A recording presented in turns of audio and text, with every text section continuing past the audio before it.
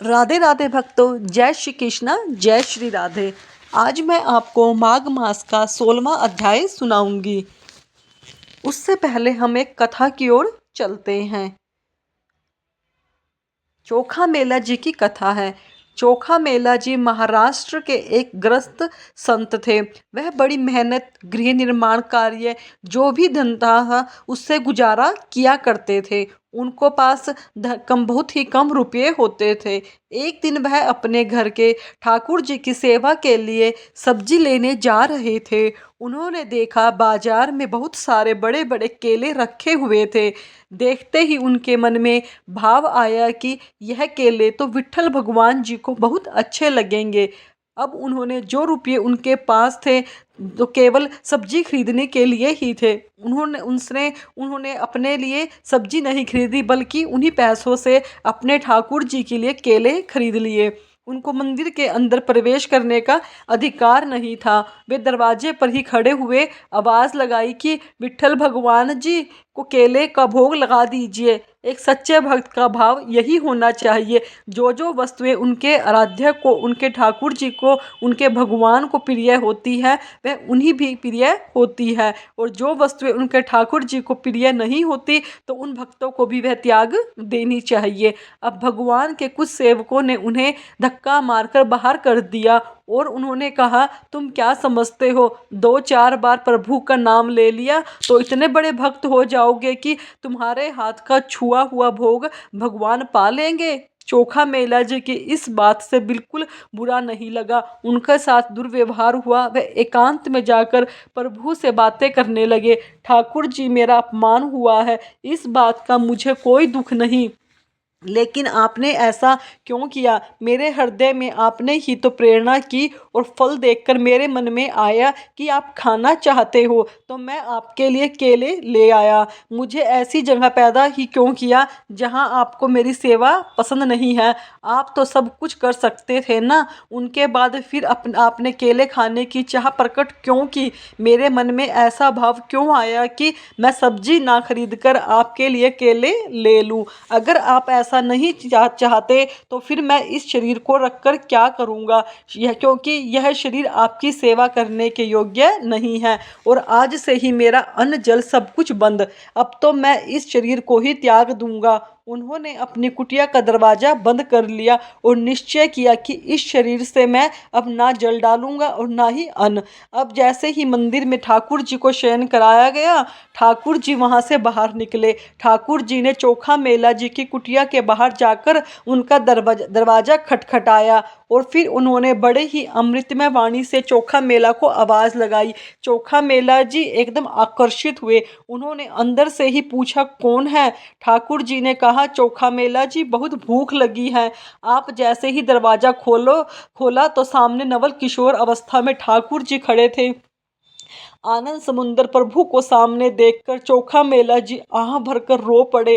प्रभु ने कहा, यह रोने धोने का समय नहीं है, मुझे बहुत जोर से भूख लगी है। वो केले कहाँ हैं जो तुम मेरे लिए लेकर आए थे? चोखा मेला के पास जैसा भी था उन्होंने वैसा आसन बिछाया और कहा, पहले विराजो। फिर ठाकुर जी ने कहा, नहीं नहीं, आसन पर नहीं, मुझे तुम्हारी गोद में बैठकर खाऊंगा।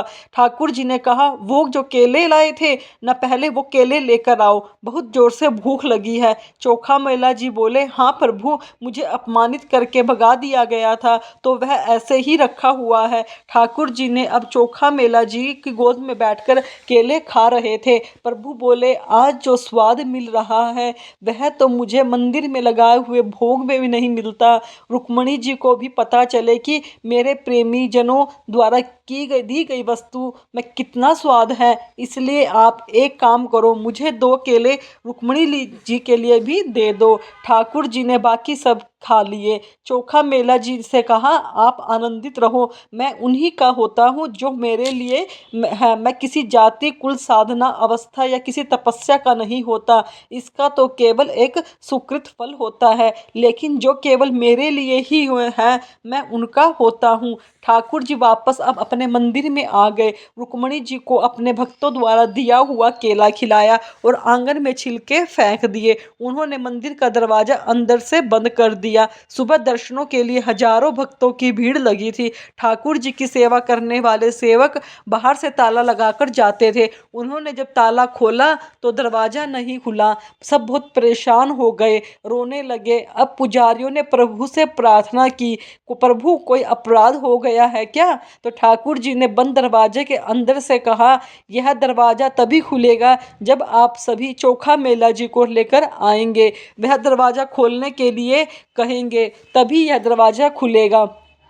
तब निजी सेवकों ने कहा, प्रभु हम अभी आते हैं। ठाकुर जी कहने लगे, नहीं ऐसे नहीं, पालकी लेकर जाओ, चोखा मेला जी को पालकी में बिठाकर लाओ। वह धन्य है जो शायद वह पालकी में बैठाएं। ना बैठे तो आप उनके चरण पकड़कर प्रार्थना करना, लेकिन किसी भी तरह मनाकर उनको पालकी में ही बिठाकर लाना। ठाकुर जी ने अपने सेवकों के जीवन आधार थे। अब वह पालकी लेकर चोखा मेला जी को लेने के लिए गए।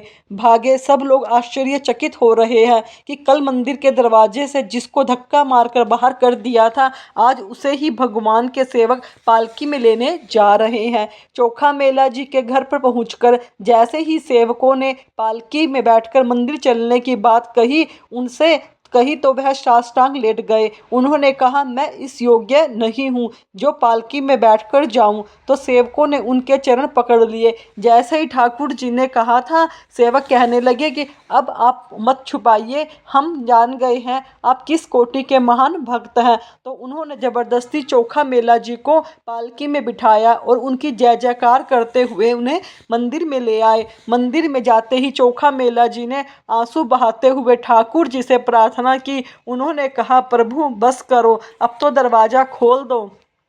बस इसके तुरंत बाद मंदिर के द्वार तत्काल खुल गए। तो चोखा मेला जी की एक छोटी सी सेवा ने चमत्कार प्रकट कर दिया। सोचिए जरा, हम सच्चे मन से अगर ठाकुर जी की अपने भक्तों के आठों पहर की भक्ति करेंगे तो हमारा जीवन कैसा होगा। आप स्वयं विचार करके देखिएगा और ज़रूर बताइएगा कि यह कथा कैसी लगी।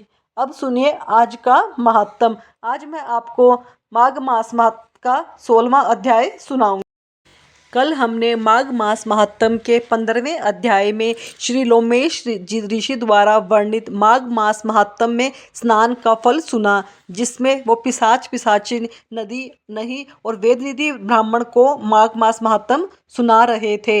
अब आगे देवदूत ब्राह्मण को भगवान विष्णु के दर्शन की कथा सुनाकर श्री लोमेश ऋषि बोले, भगवान विष्णु देवदूत को अपनी अचल भक्ति का वरदान देकर अंतर्ध्यान हो गए हैं। अब यह सुनकर ब्राह्मण देवनिधि कहने लगे, महर्षि, जैसे गंगा जी में स्नान करने से मनुष्य पवित्र हो जाता है, वैसे ही विष्णु भगवान और श्री देवदूत की इस पावन कथा को सुनकर हम भी पवित्र हो गए हैं। अब कृपया करके उस सूत्र को कहिए जिससे उस ब्राह्मण ने भगवान को प्रसन्न किया। शीलों में ऋषि कहने लगे कि उस सूत्र को पहले गरुड़ जी ने पढ़ा, मैंने सुना। विप्रो, यह स्तोत्र आध्यात्मिक विद्यासार पापों का नाश करने वाला है। अब मैं आपको देवदत्ती ब्राह्मण द्वारा कहा हुआ स्तोत्र सुनाती हूँ। कृपया सभी प्रेम और भाव से इस स्तोत्र को सुने। यह बहुत फलकारी है और ओरिजिनल संस्कृत का स्तोत्र है, पर मैं आपको इसको हिंदी का रूपांतरण सुना रही हूँ। प्रेम से, मन से, भाव से सुने। देवदत्ती ब्राह्मण भगवान विष्णु को बोल रहे हैं, हे वासुदेव, सर्वव्यापी, चक्रधारी, सज्जनों के प्रिय, जगत के स्वामी श्री कृष्ण, आपको मेरा नमस्कार है। जब सभी जगत विष्णुमय है तो और किसकी स्तुति की जाए। जिस भगवान के श्वास वेद हैं और कौन सी स्तुति उनकी प्रसन्नता के लिए की जा सकती है। जिसको वेद नहीं जान सकते, ना वाणी ना मन जान सकता है, उसकी स्तुति मैं अज्ञानी कैसे कर सकता हूँ। सारा चर अचर संसार जिसकी माया से चक्र की तरह घूम रहा है, इसी से हे प्रभु आप चक्रधारी कहलाते हो। ब्रह्मा विष्णु आप ही हो। सारे संसार को उत्पन्न करने वाले ब्रह्मा को भी आप उत्पन्न करने वाले हो। जब जीव शरीर को धारण करता है तब उसमें ज्ञान उत्पन्न होता है। तुम सब सुखों के दाता हो, इसमें कोई संदेह नहीं है। आपसे संपूर्ण सुखों को देने वाली बुद्धि उत्पन्न होती है। आप ही 5 कामदिया, पंच महाभूत तथा मन के विविध भाव को ब्रह्म विष्णु रुद्र की कल्पना से आप संसार की कल्पना इस प्रकार करते हो जैसे पिता पुत्री की कवियों को मैं जो रूप शोभा देता है। उन निर्गुण विष्णु भगवान को मैं नमस्कार करती हूँ। जिसने ज्ञान रखने से बुद्धि शुद्ध में कहे वे कर्म को लोग करते हैं, उस ब्रह्म को मैं नमस्कार करती हूँ।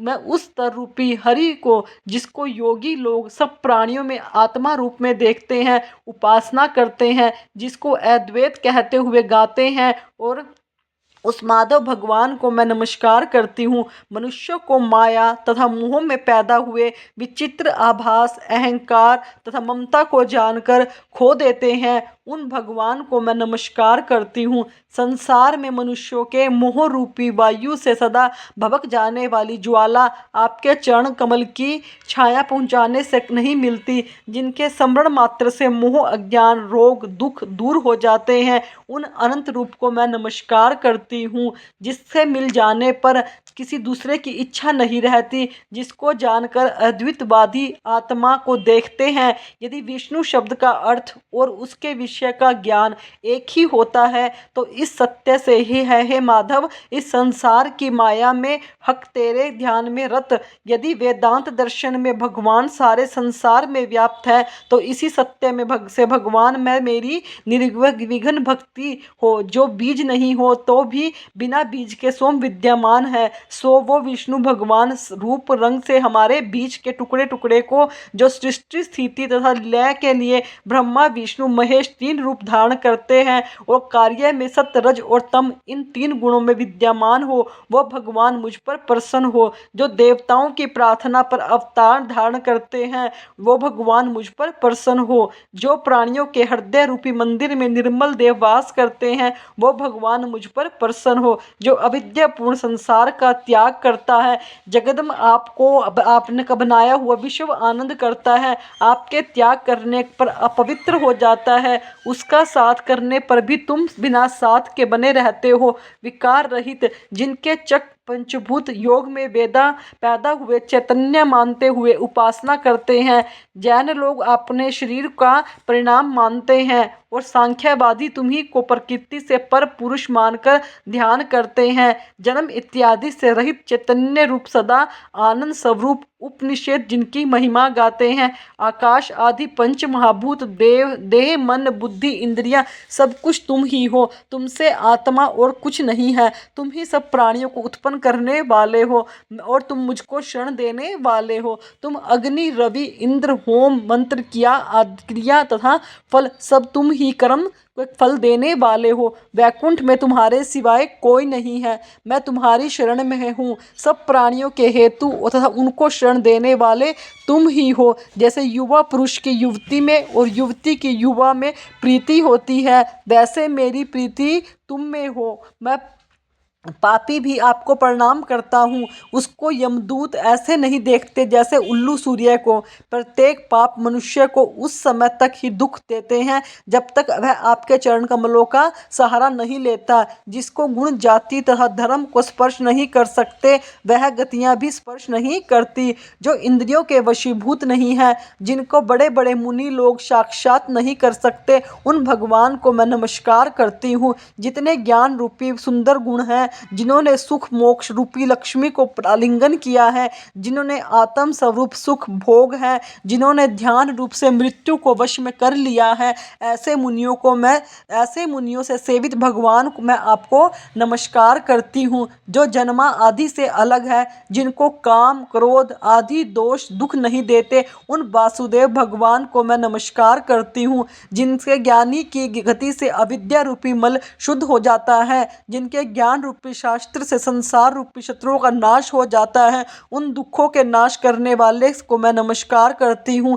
जिस प्रकार सब स्थावर जंगम संसार को उत्पन्न करते हैं, इसी सत्य से भगवान मुझको दर्शन देते हैं। इस प्रकार उसकी सच्ची भक्ति देखकर भगवान ने प्रसन्न होकर उस ब्राह्मण को दर्शन दिए और ब्राह्मण की स्तुति से प्रसन्न होकर तथा उसको वरदान देकर भगवान अंतर्ध्यान हो गए। वह ब्राह्मण कृत होकर भगवान में लीन हो गया और शिष्यों के साथ सूत्र पढ़ता हुआ तपोवन में रहने लगा। जो कोई इस सूत्र को पढ़ता या सुनता है उसकी बुद्धि पाप में नहीं लगती और ना ही वह बुरा फल देखता है। इसमें कीर्तन से मनुष्य की बुद्धि, मन तथा इंद्रियां स्वस्थ रहती हैं। जो भक्ति पूर्वक इसके अर्थ को विचार कर इसका जप करता है वह वैष्णव पद को प्राप्त होता है। इसके सदैव पढ़ने से मनोवांछित कार्य सिद्ध हो जाते हैं। मनुष्य सुपात्र पाता है और धन, पराक्रम और चिरायु को प्राप्त होता है।